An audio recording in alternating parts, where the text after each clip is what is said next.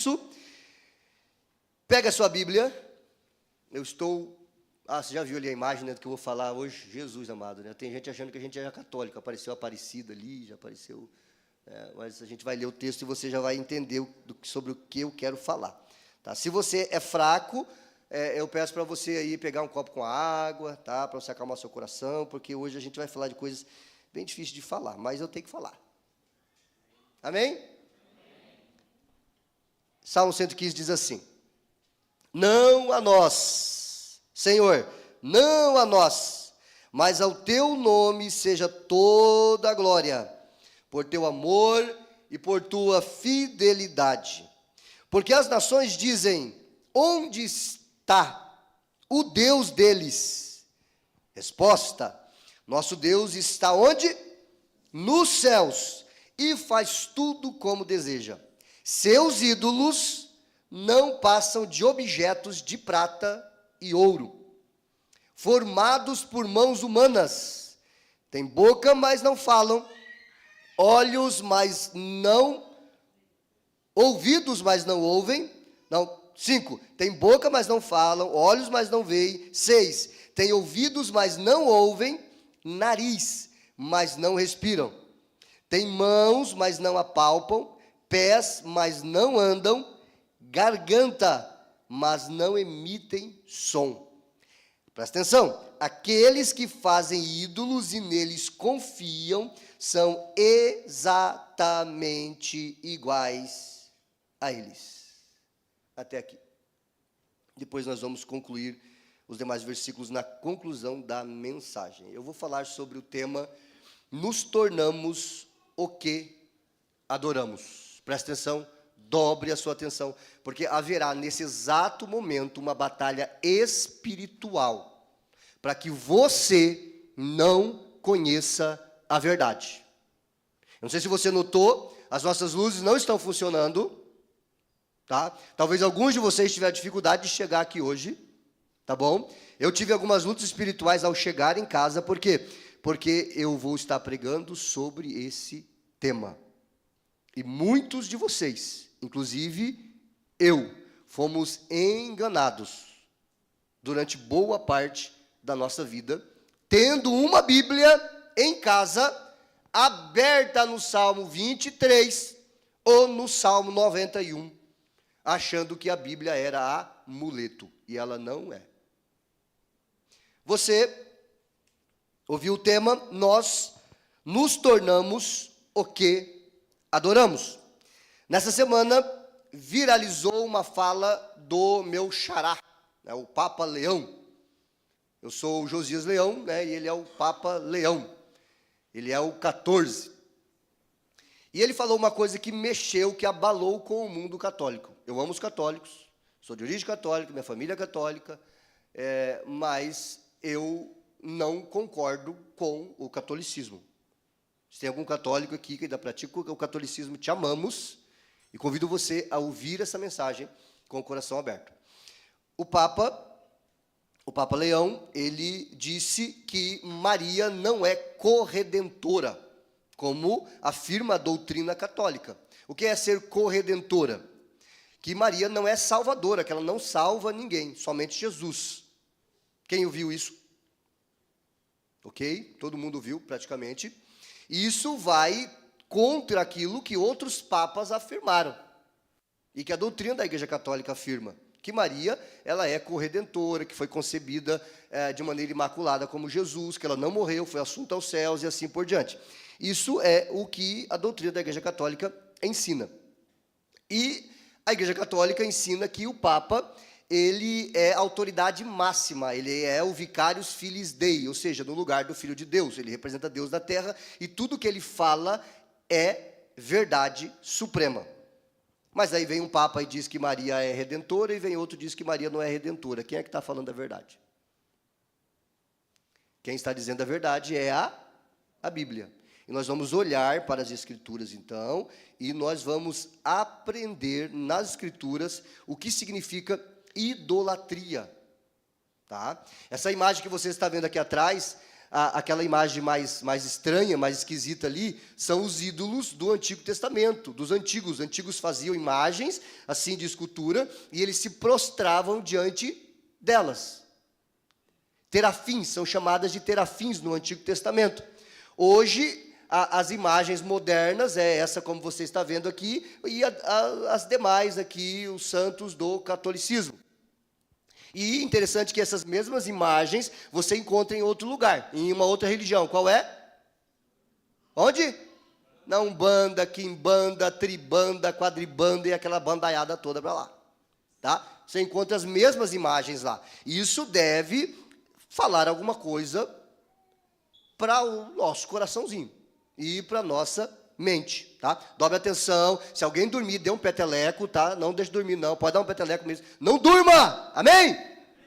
Fique acordado em nome de Jesus, para você ouvir a palavra, porque Satanás, ele não quer que você entenda isso. Vocês estão entendendo?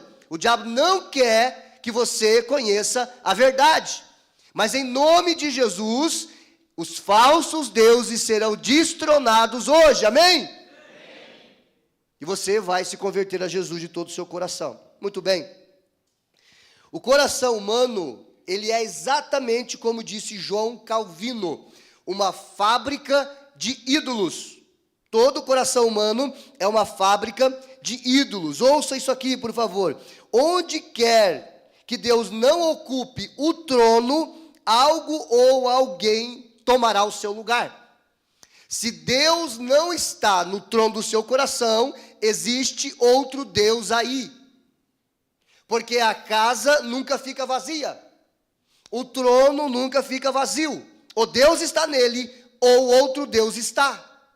E às vezes o outro Deus é você mesmo. Há duas formas de conhecermos a Deus. Romanos capítulo 1, verso 20, Paulo vai falar sobre a revelação geral. Todos sabem que existe um Criador. Todavia, a revelação geral, que é a criação, não fui para o ponto ainda, segura. A criação aponta para a realidade indiscutível de que tudo que há foi criado a partir de uma mente inteligente. Romanos capítulo 1, verso de número 20, se conseguir projetar para mim o texto, projete, Romanos 1 e 20. Porém, apenas olhando para a criação, para as estrelas, para o sol, para a lua, para os animais, para os seres humanos, a capacidade do nosso cérebro de processar as informações, toda a complexidade que existe na criação, tudo isso aponta para o fato de que existe um design inteligente. Uma mente inteligente criou. Só que olhando para a criação, nós não temos como saber se existe um Deus ou vários deuses. O panteão romano acreditava em vários deuses. O panteão grego, da mesma forma. O panteão egípcio, da mesma maneira. Acreditavam em diversos deuses. Deuses, semideuses e assim por diante. Agora, é suficiente a revelação geral para chegarmos à conclusão de que existe um só Deus? Não. Não é. Algumas pessoas vão dizer, podem haver vários deuses que criaram tudo que existe. Ok? Então segura. A revelação geral vai dizer isso aqui, ó, por meio de tudo, Paulo falando que ele fez, desde a criação do mundo, podem perceber claramente seus atributos invisíveis, seu poder eterno e sua natureza divina, portanto, não tem desculpa alguma. Ou seja, Paulo está dizendo que através da criação pode-se chegar à conclusão de que existe Deus, mas aqui ele está dizendo que existe um Deus. Agora, 2 Timóteo capítulo 3, verso 16, nós temos a revelação especial. Qual é, pastor Josias, a revelação especial? A revelação especial é a... Pega a sua Bíblia, levante para cima, diga assim, a minha Bíblia me revela que existe um Deus. Diga assim, apenas um Deus, somente um Deus, o Deus Criador, que fez os céus e a terra, que me fez para ser uma bênção, que me amou, e enviou seu filho para morrer no meu lugar, na cruz, para que eu pudesse ter vida eterna e passar a eternidade na presença dele. Diga glória a Deus, glória a Deus, glória a Deus. Amém. Muito bem. 2 Timóteo capítulo 3, verso 16, está dito assim: toda a escritura, ou seja, a Bíblia, toda a escritura é inspirada por Deus. Amém? Ela é inspirada por Deus e ela é útil para ensinar a verdade, para nos fazer perceber o que não está em ordem em nossas vidas. Ela nos corrige quando erramos e nos ensina a fazer o que é certo. A Bíblia nos ensina quem é Deus. Eu só sei quem é Deus porque a Bíblia é a revelação especial. Ela é Deus se mostrando a nós, meus irmãos. É por isso que apenas ter a Bíblia aberta no Salmo 23 ou 91 na sua casa não vai resolver nada. Você precisa lê-la, estudá-la, amá-la, apreciá-la, porque ela nos revela, ela nos ensina quem é Deus. Amém? Muito bem. Então você aprendeu o que é revelação geral e você aprendeu o que é revelação especial. Revelação geral é... Diga assim, tudo que foi criado. Isso é revelação geral. Ou eu sou muito ruim como pregador, ou você é muito ruim como ouvinte. Diga revelação geral. É tudo que foi criado. Diga revelação especial. É a minha Bíblia. Pronto, decorou? Amém. Então guarde aí para você não se esquecer. Após a queda do homem, após a queda lá no Jardim do Éden, lá no livro do Gênesis, está registrado, capítulo 2 e 3, o homem com o coração corrompido por conta do pecado, ele desobedeceu a Deus, ele se afastou de Deus e da verdadeira adoração, da verdade. Agora esse homem, ele busca saciar uma necessidade, uma sede que há dentro do seu coração, que ele não consegue entender, que ele não consegue discernir. Ele tenta buscar saciar essa sede de Deus em diversas coisas, em diversos deuses. Quando você tem sede, você provavelmente vai beber qualquer água e comer qualquer comida. Então o homem, ele está criando deuses para si, desde sempre. Adão e Eva pecaram, Caim matou Abel, se afastaram da presença de Deus. Deus já tinha um plano para restaurar a humanidade, que era o próprio filho dele vindo para morrer pelos nossos pecados, mas uma odisseia se iniciava naquele momento, que era a peregrinação da humanidade até retornar para a presença de Deus aqueles que haveriam de ser salvos. Então Adão se afastou, Caim matou Abel, se afastou da presença de Deus. Os descendentes então dos primeiros homens e mulheres foram povoando a terra, mas nunca mais buscaram o Deus verdadeiro. O nosso coração não tem condições de buscar a Deus. A nossa natureza humana não tem condições de buscar a verdade. O nosso coração foi corrompido. Nós precisamos ser salvos. É Deus que vem de encontro ao homem. Então Deus escolheu um homem chamado Abraão. Antes teve o dilúvio, ele salvou ali a família de Noé, toda a humanidade daquela época morreu no dilúvio, e Deus salvou então aquela família através da arca. Depois ele chama um descendente lá na frente de Noé, chamado Abraão. E a partir de Abraão, ele forma uma grande nação, através de Abraão, seu filho Isaque e depois Jacó. A nação está lá até hoje, a nação de Israel. Naquele período, quando Deus chama Abraão, Abraão era um idólatra. Ele também cria em vários deuses. E agora ele começa a formar uma família, ensinando para essa família que só existe um Deus. O Deus de Abraão, o Deus de Isaque e o Deus de Jacó. Jacó tem um nome transformado, mudado para Israel. Deus é conhecido como Deus de Israel. A nação de Israel é a única nação, naquele contexto do Antigo Testamento, que adorava somente um Deus. O Deus que se revelou, o Deus verdadeiro, o Deus que criou os céus e a terra. As demais nações construíam, criavam os seus deuses.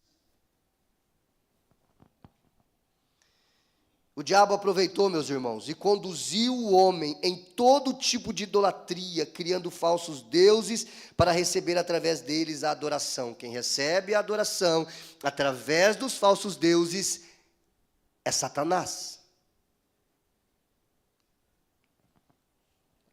O Salmo 115 é uma resposta ao escárnio das nações. As nações perguntaram: onde está o Deus deles? Porque o Deus das nações estava ali, no trono, onde o rei tinha o seu palácio, toda a nação tinha o seu templo, e todo o templo tinha o seu Deus. Tinha Baal, tinha Aserá, tinha Dagon, tinha Astarote, e tantos outros diversos deuses do Antigo Testamento, e os deuses da modernidade, os deuses da Idade Média. Enfim, quando você olha para a Grécia, você vê Zeus, você vê os filhos de Zeus, você vê Apolo, todos são deuses e pseudos deuses, ou semideuses. Quando você vai para o Egito, você vê as 10 pragas que Deus enviou sobre o Egito, cada uma delas humilhava um deus do panteão egípcio. Muitos deuses foram criados pela corrupção da mente e do coração humano. Então eles diziam assim: nós temos um Deus, o nosso Deus é essa imagem. Cadê o Deus de vocês? Perguntavam. Cadê o Deus de vocês? Israel. Todas as nações tinham os seus deuses, as suas imagens. Porém Deus proibiu. Diga assim: Deus proibiu a nação de Israel de fazer qualquer imagem que representasse qualquer coisa no céu. Ponto. É proibido fazer imagem. Vou te mostrar o texto. Então, no verso 2, as nações perguntavam: onde está o Deus deles? No verso 3, o salmista responde: nosso Deus está onde? Nosso Deus está nos céus e faz tudo como deseja.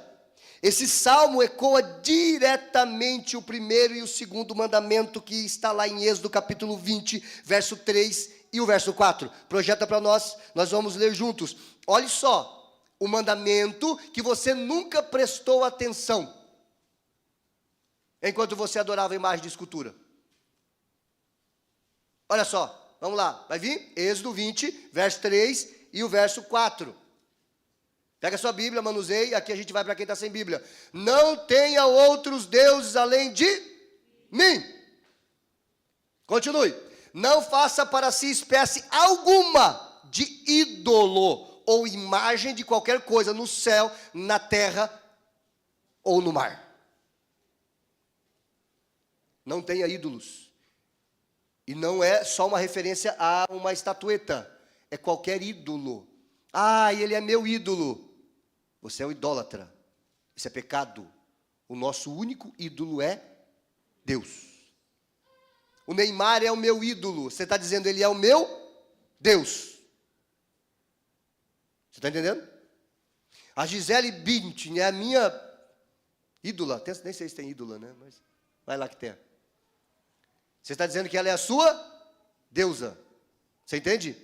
Isso é idolatria, isso é pecado, isso é Bíblia. Eu acabei de ler para você, Bíblia. Você está sendo exposto diante da verdade. Agora a escolha é sua. O que você vai fazer? Em Êxodo 20, Deus proíbe a idolatria. Em Salmo 115, ele desmascara a idolatria. Porque ele vai dizer: está vendo essa imagem ali? É só uma imagem. Não faz nada, tem olho, mas não vê bagaceira nenhuma. Tem ouvido, mas não ouve um pio. Tem garganta, mas não solta um som. Ou seja, não é nada. É burrice, é ignorância, é cegueira. Em Êxodo 20, Deus exige exclusividade. Em Salmo 115, ele mostra as consequências da falsa adoração. Presta atenção. A verdade central do texto é simples e profunda. Nós nos tornamos semelhantes ao que adoramos. O homem é moldado pela sua devoção. Repita comigo: o homem é moldado pela sua devoção. Olha a gravidade disso. Alguma irmã, até o meu amor, se quiser ajudar a Raquel com a bebê, para ela poder ouvir a mensagem. Seja tão rosto de Bíblia, né? Então, ajuda ela lá. Amém, meus irmãos? Vamos aprender, então, vou começar a pregar agora, tá? Nós vamos aprender 6 fatos sobre Deus, que aparece nesse texto. Nós vamos aprender isso para a nossa edificação e para fixação do tema. Primeiro ponto. Deus, ele foi o primeiro Deus, partindo então da ideia de que se existem vários deuses, tá? Que não é verdade, mas partindo dessa ideia, Deus, o Deus de Israel, ele foi o primeiro Deus a pedir exclusividade. Quem aqui é casado? Levante a mão. Quando você casou, quando você colocou uma aliança no dedo anelar da mão esquerda do seu cônjuge, você estava prometendo o quê?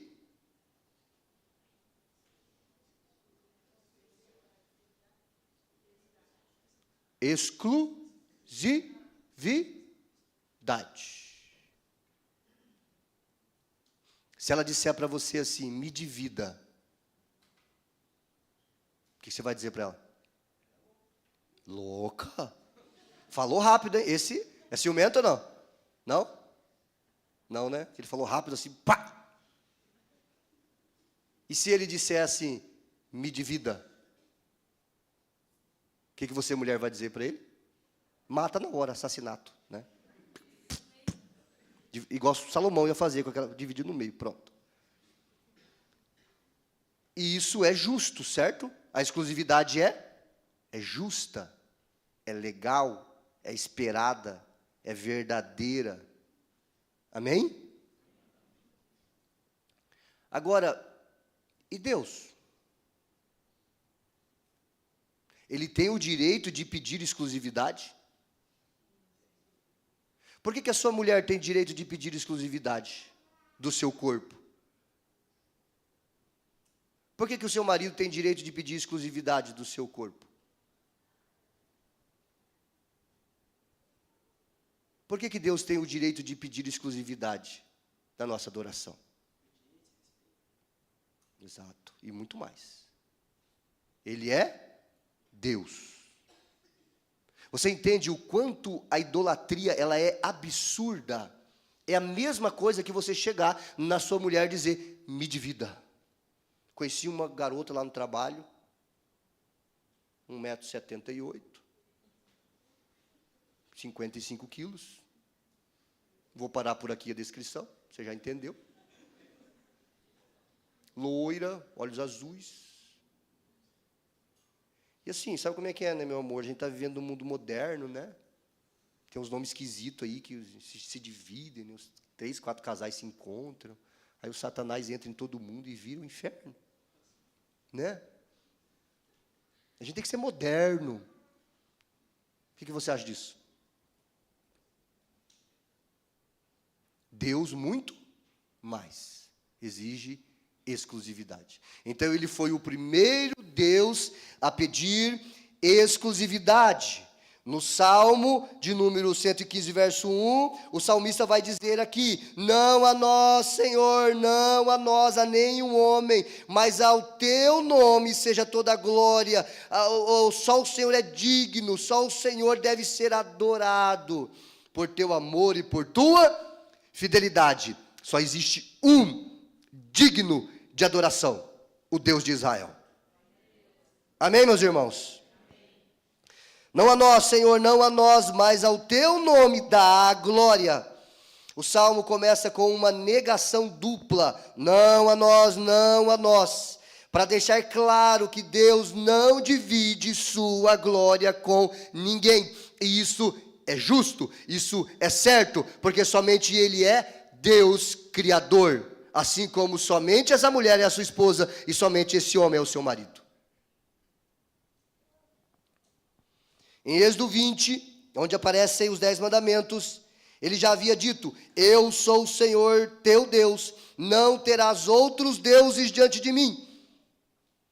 Ele não é um entre muitos deuses, ele é o único Deus. Por isso ele é digno de toda adoração. A idolatria começa quando o homem tenta sentar-se no trono que pertence a Deus.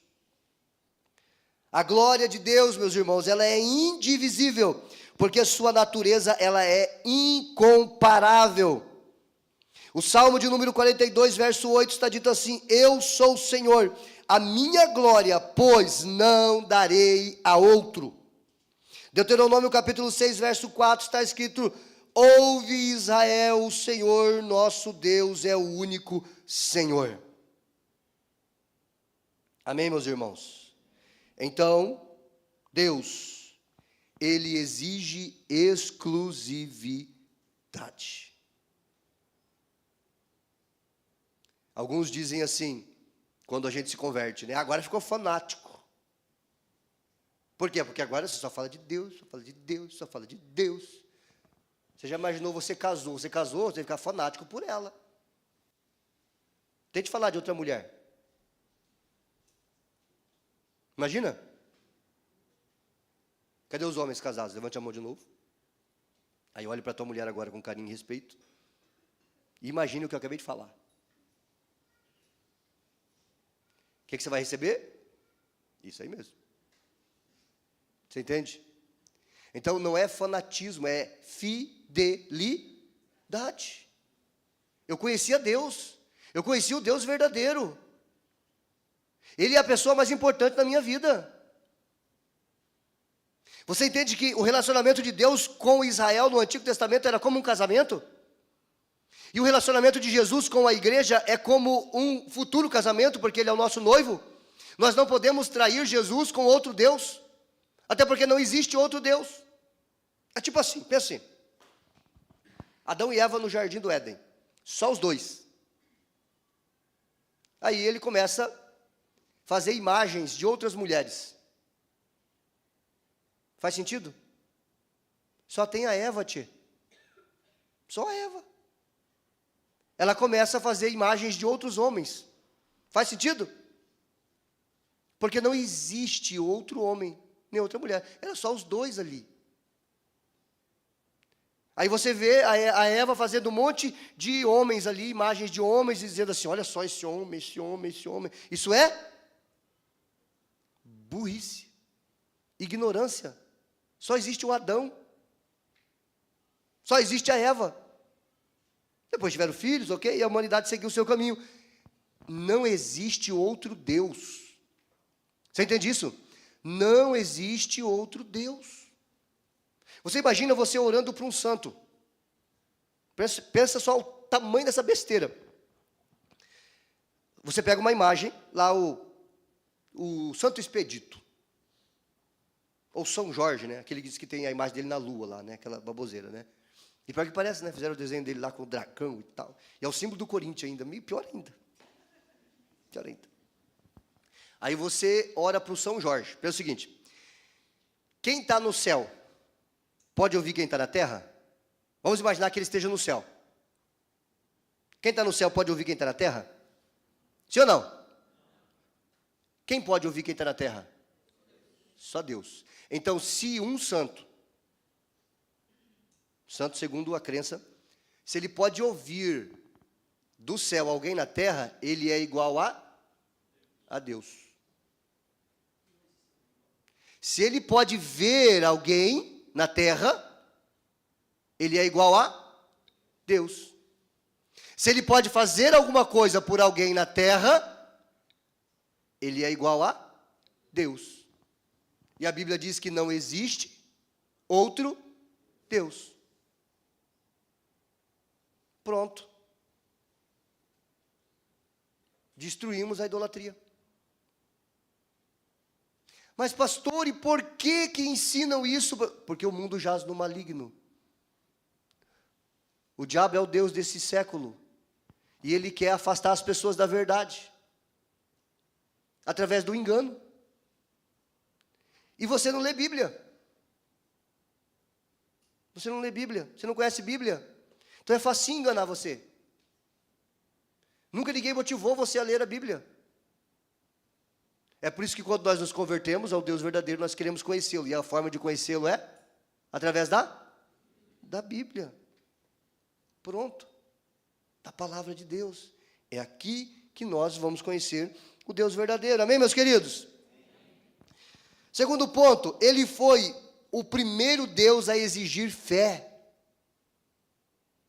Olha só que interessante.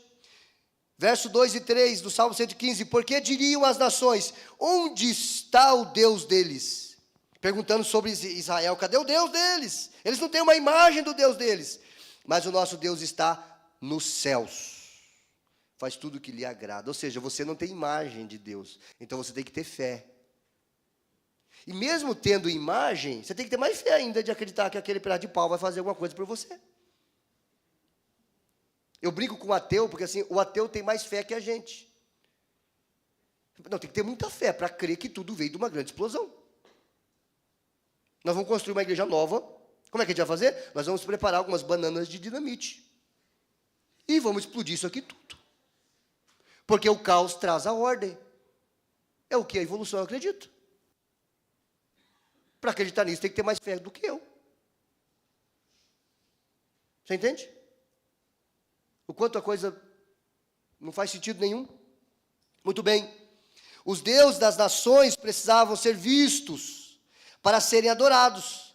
Mas o Deus de Israel, ele é invisível. Justamente por isso exige fé.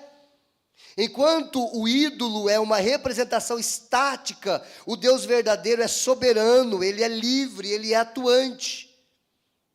Ele nos carrega nos braços. As imagens são carregadas. Já viu aquelas procissões, ou então carregando a santa, e daqui a pouco lá acho que tem alguém lá na frente que tomou uns goró e dá uma tropeçada, aí o santo cai. E quebra. Você imaginou um Deus que quebra? Não serve para ser Deus, porque quebra. Não faz sentido nenhum. Os ídolos precisam de mãos humanas para fazê-los e para carregá-los. O Deus verdadeiro, ele é vivo, amém, meus irmãos? E tem mãos poderosas. A fé é o olhar da alma que enxerga o invisível. Hebreus capítulo 11, verso 1. A fé é a certeza das coisas que se esperam. E João capítulo 20, verso 29, Jesus disse assim para Tomé. Lembra de Tomé quando ele falou assim? Eu só vou acreditar se eu botar o dedo ali na marca dos cravos. Aí eu acredito. Aí Jesus apareceu para ele e falou, vem cá Tomé, vem cá seu incrédulo. Bota a mão aqui, bota o dedo. Aí ele falou assim, verso 29. Bem-aventurado os que não viram e creram. Tomé, porque você viu, você creu. Isso não é fé. Fé é você não ter visto, mas crer. De todo o seu coração. Esses são bem-aventurados. Terceiro ponto. Ele, nosso Deus, foi o primeiro Deus a desmascarar a farsa dos demais. Dos falsos deuses. Verso 4, 5, 6 e 7. Resumindo, os ídolos deles são o quê? Prata. São o quê? Ouro. O que mais? Obra das mãos dos homens. Gente do céu, como é que eu me prostro diante de uma cadeira? De uma imagem que foi feita pela mão do homem. Não faz sentido. É por isso que nós nos tornamos o que nós adoramos. O ídolo é cego, surdo, mudo e aleijado. É assim que a gente fica. Cego. O salmista expõe a ironia da idolatria. O homem fabrica um Deus que não fala, que não vê, que não ouve e não age. E ele fica exatamente igual ao seu ídolo fabricado. A vida da pessoa é assim, ela é cega. Ela não entende o valor de servir ao Deus verdadeiro. Ela não entende o valor do casamento. Ela não entende o valor dos filhos. Ela não entende a sua missão na terra. Ela vai colocando Deus atrás de Deus no trono do seu coração. Tem pessoas que colocaram a prostituição como seu Deus. Pessoas que colocaram o dinheiro como seu Deus. Pessoas que colocaram os jogos como seu Deus. Os prazeres, a mentira, a corrupção, um time de futebol. E não tem problema nenhum você torcer, mas você não pode ter aquilo como seu Deus, como seu ídolo, como tudo para você. Eu conheço gente que larga tudo para assistir o seu time, tudo. E você não ganha nada. Tem gente que larga tudo por algo, pode ser qualquer besteira que lhe dê prazer. Larga mulher, larga filhos, larga tudo.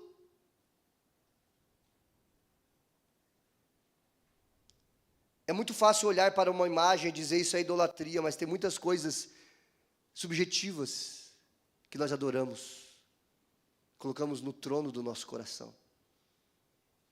Nosso coração é uma fábrica de ídolos.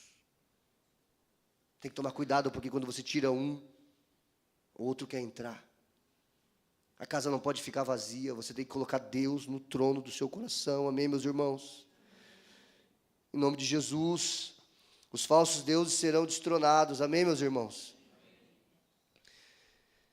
Quanto mais o homem exalta o que é morto, mais ele morre por dentro. O ídolo é a imagem invertida do Deus Criador. Sem vida, sem espírito e sem poder. Porque o nosso Deus é vida, espírito e poder. Todo ídolo é um espelho do coração humano, mostrando o vazio que o criou. Um coração vazio cria deuses. Eu repito, um coração vazio cria deuses para morar nesse coração. O homem cria o ídolo, a sua imagem e semelhança, e acaba se tornando cada vez mais parecido com ele. Isaías 44, verso 9. Projeta para mim rapidinho, para a gente ler, que o horário já foi. Acho que vocês aceleram esse relógio aí, não é possível. Isaías 44, verso 9. A seguir, abre a sua Bíblia, esse texto aqui é fundamental, tá? Vai descrever uma descrição vívida da fabricação inútil dos ídolos. Olha lá, vou ler bem rapidinho. Como são tolos, são o quê? São o quê? Diz o quê a palavra lá?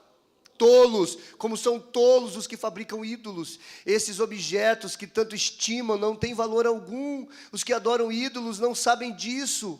Por isso serão envergonhados. 10. Quem senão um tolo faria seu próprio Deus? Um ídolo em nada pode ajudá-lo. Continue. Todos que adoram ídolos serão envergonhados, bem como todos esses artesãos, simples mortais que se dizem capazes de fazer um Deus, ainda que unam forças, estarão unidos em terror e vergonha. O ferreiro trabalha na forja para criar uma ferramenta afiada, martela e modela com toda a força. De tanto trabalhar, sente fome e fraqueza, fica sedento e desfalece, fazendo ídolo. O escultor, por sua vez, mede o bloco de madeira e nele desenha um esboço, trabalha com cinzel e plana e entalha a imagem de uma pessoa, dá à imagem beleza humana e a coloca num pequeno santuário. Corta cedros, escolhe cipreste e carvalho, planta um pinheiro no bosque para que a chuva o faça crescer. Então usa parte da madeira para fazer fogo e com ele se aquece e assa um pão e faz um churrasco, um costelão 12 horas. Depois pega o que resta da lenha para si e faz para si um Deus para adorar. Faz um ídolo e se curva diante dele. Queima parte da árvore para assar o costelão 12 horas. Come e se mantém aquecido. Que fogo bom, diz. Já não sinto frio. Então pega o que resta e faz o seu Deus, um ídolo esculpido. Curva-se diante dele e o adora. Ora a ele e diz: livra-me, pois tu és o meu Deus. Quanta estupidez, estou lendo Bíblia, tá? E ignorância, seus olhos estão fechados, como o do seu ídolo. Ele não consegue ver, sua mente está fechada, como a do ídolo, e não consegue compreender.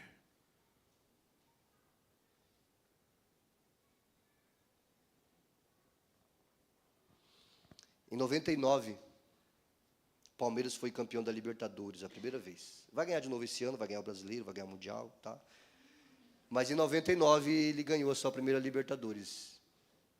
Eu tinha 16 anos. Quando o jogador do Deportivo Cali chutou o pênalti para fora e nós fomos campeões, eu paguei promessa para Aparecida. Andei de joelhos, agradecendo pela vitória do meu time. Quanta estupidez. Quanta estupidez. Você também já fez isso, não adianta ficar me julgando aí. Você também já fez. Você já foi se benzer, você já acreditou em santo, você também já foi, fala a verdade. E até você que nasceu no berço evangélico, você também já foi idólatra. O nosso coração é uma fábrica de ídolos. Você tem que vigiar sempre o seu coração. Às vezes o seu orgulho se torna o seu Deus. O seu orgulho, o seu dinheiro. Jeremias, capítulo 10, verso 3 a 5, resumindo, está assim: são como espantalhos no pepinal, não podem andar, assim são os ídolos. Deus desmascarou a farsa da idolatria, não existem outros deuses. Isso é besteira? Quarto ponto, ele mostrou que o homem se torna igual ao que adora. Verso 8, diz assim: tornem-se semelhantes a eles, aos ídolos, os que o fazem, e todos os que neles confiam. Aqui está o clímax teológico do Salmo 115. A adoração, ela não é neutra. Presta atenção, a adoração nunca é neutra. Ela transforma o adorador. O homem que adora ídolos se torna cego, surdo, insensível, sem nenhum discernimento espiritual. Mas o homem que adora o Deus vivo se torna cheio de vida, sensível e abençoado. Amém, meus irmãos? A adoração é uma forma da alma. Ela te faz parecer com o teu Deus. Com quem você se parece? Olha para o teu marido, olha para a tua mulher, olha para os teus filhos, olhe para os seus vizinhos, para os seus colegas de trabalho, com quem eles se parecem. E eu estou falando da alma, eu estou falando do comportamento, eu estou falando do caráter. Com quem ele se parece? Com quem ela se parece? Com quem os seus filhos se parecem? Nós nos parecemos com aquilo que nós adoramos. Nós fomos chamados para sermos imagem e semelhança de Deus. Só que isso é possível se você adorar o Deus verdadeiro. E Jesus é o caminho, a verdade e a vida. Aquele que nos leva a Deus, porque ele diz, ninguém vem, ou seja, ele é Deus. Jesus é Deus. Depois eu explico isso, tá? O mistério da Trindade eu falo sempre aqui, mas tem pessoas que talvez nunca ouviu. Quem adora o ouro se torna frio como o metal. Quem adora a Cristo se torna cheio de graça. Amém, meus queridos? Romanos capítulo 1, verso 23 a 25, resumindo, diz assim: em vez de adorarem a Deus, ao Deus imortal, adoraram ídolos que se parecem com seres humanos. 2 Coríntios capítulo 3, verso 18 diz: somos transformados de glória em glória na mesma imagem. Quanto mais eu adoro a Jesus, mais eu me pareço com Ele. O contrário também é verdade. Quanto mais eu adoro a mentira, um ídolo, mais eu me pareço com ele. Hoje eu mandava mensagem para Denise, ontem, hoje, enquanto eu era ministrado lá no Congresso dos Homens, paulada de mensagem, irmãos, paulada. A gente paga para apanhar, é um espetáculo. Pensa na mensagem abençoada. Aí você fica assim, ai, que nem está com você hoje. Ai. É assim que Deus nos trata e nos cura.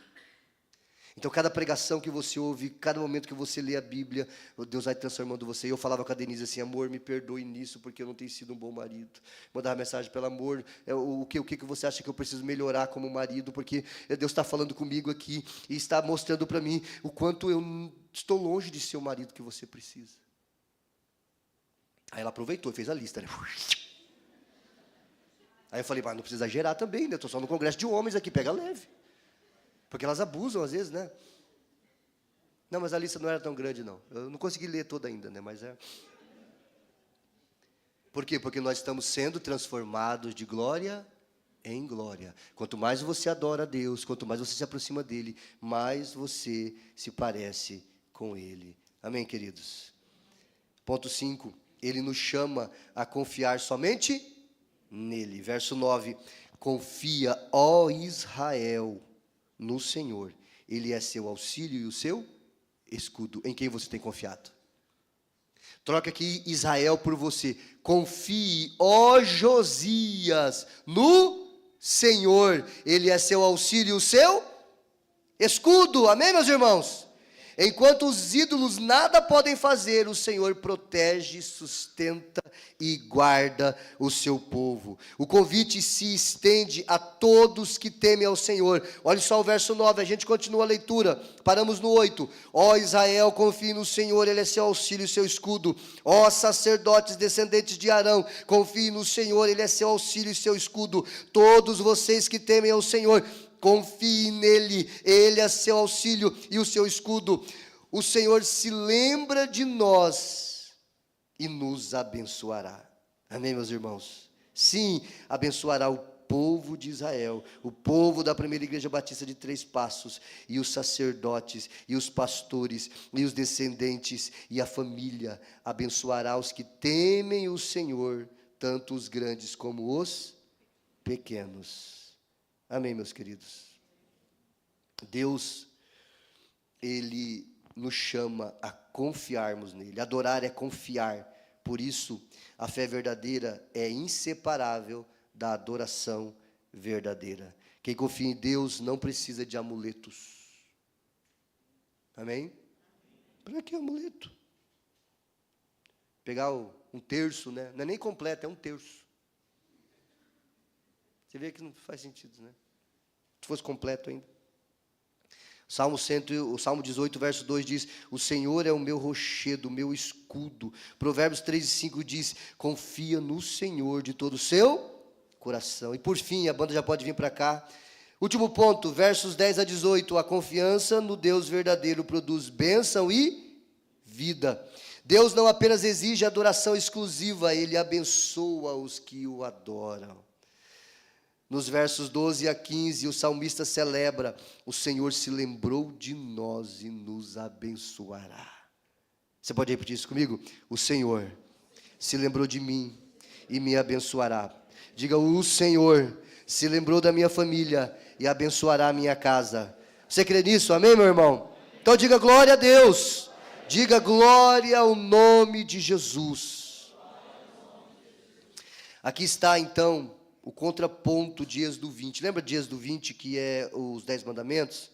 O contraponto é isso aqui. Enquanto o segundo mandamento promete misericórdia até 1000 gerações dos que amam a Deus, o Salmo 115 mostra essa promessa em ação. Deus enquanto é adorado em espírito e em verdade, Ele abençoa a sua família, a sua geração, a nação, os seus negócios, a sua vida emocional e tudo aquilo que Ele tem te dado. O Salmo termina com uma afirmação chocante. Olha só. É basicamente isso aqui. Os mortos não louvam ao Senhor, mas nós bendiremos o Senhor, desde agora e para sempre. O culto aos ídolos termina em silêncio e morte. É o que ele está dizendo. Os mortos não podem adorar. Quem adora ídolos morre espiritualmente, emocionalmente. A adoração ao Deus vivo termina em vida e louvor eterno. Quem adora a Deus recebe a vida de Deus. Apocalipse capítulo 4, verso 11. Projeta para mim aí rapidinho. Apocalipse capítulo 4, verso de número 11.